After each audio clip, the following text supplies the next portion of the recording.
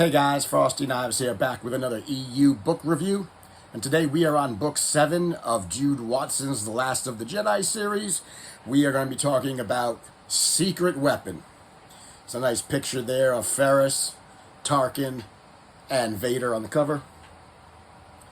So this is the book where Ferus finally realizes what we've all realized from the very beginning, and that he is in over his head.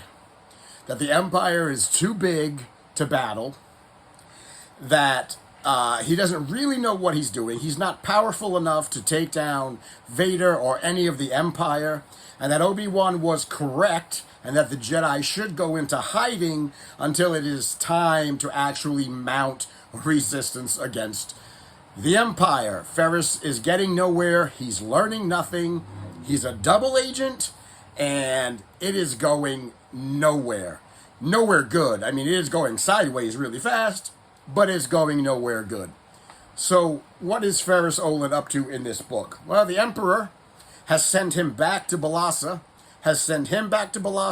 with Vader and with Tarkin, because they are going to convert Balassa's factories that previously made like clothing and textiles and things like that. They're going to convert those factories into making items for a secret project. Secret project. We know what the secret project is, of course. They're talking about the Death Star. So Balassa's factories are going to start producing weapons-grade systems and components for the Death Star. They've brought in, confiscated, subjugated all of the Empire's top scientists, because they are forcing them to work on this project, all overseen by Tarkin. And that's just the way the Death Star has been built in this section. They've got the materials. There are different factories that pop up on different planets that make different parts of the Death Star. And then all of those components and pieces are sent to the planet Despair, which is where the Death Star is actually being built.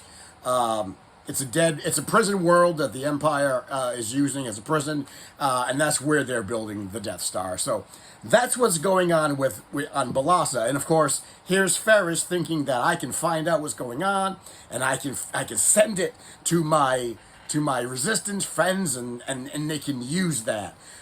He never really gets all of the information. Of course not, because even though he's part of the Empire, he's not privy to any of the high-level information. All of that high-level information is coded, it's secret, it's double-coded. He's not getting it. No matter what he thinks, he's never going to be able to produce anything of substance for the Resistance, and he's finally beginning to realize that he might be barking up the wrong tree.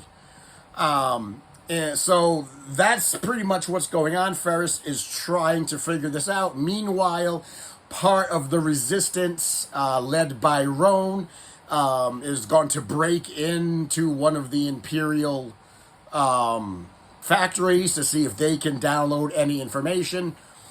Of course, that is all a trap. Vader knows about that. Vader knows that they're going to break in. Ferus realizes too late that that his friends may be walking into a trap, and he gets to where his friends are just in time, conveniently, to see Vader kill Roan with a slice of a lightsaber. So Ferus's best friend gets murdered by Vader in front of him. That, of course, sends Ferus into a blind rage. He foolishly attacks Vader, and Vader is like, nah, that's not going to happen. And it doesn't. He just force chokes him until he passes out.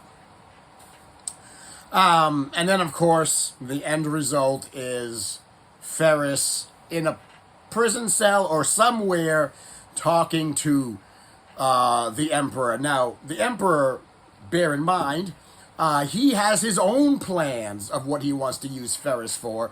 And what he wants to use Ferus for is he is actually pitting Ferus against Vader. He wants the two of them to face off.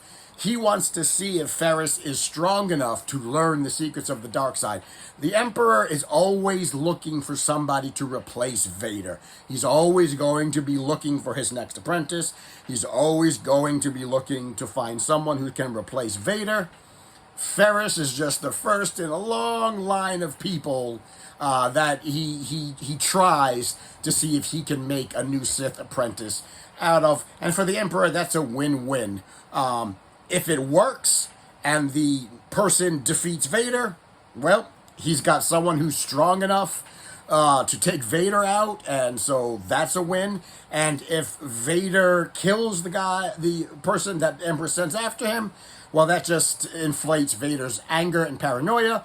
That just makes him more powerful, so there's a win again. So either way, it's a win-win for the Emperor.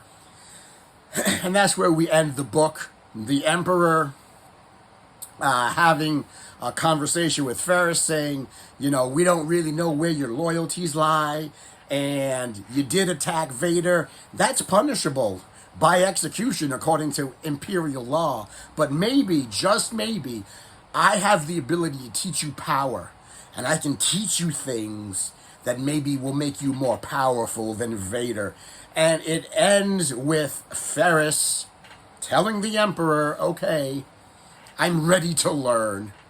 I don't know if Ferus is going to become a dark Jedi or not. He's still trying to walk that line of a double agent. It's not going to work.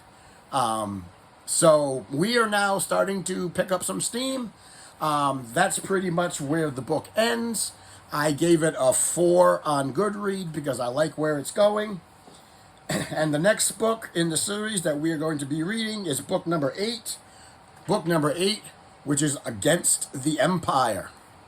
So guys, that's my review. Hope you liked it. Give it a thumbs up. Give it a subscribe. Share it around. Tell your friends. Tell your enemies.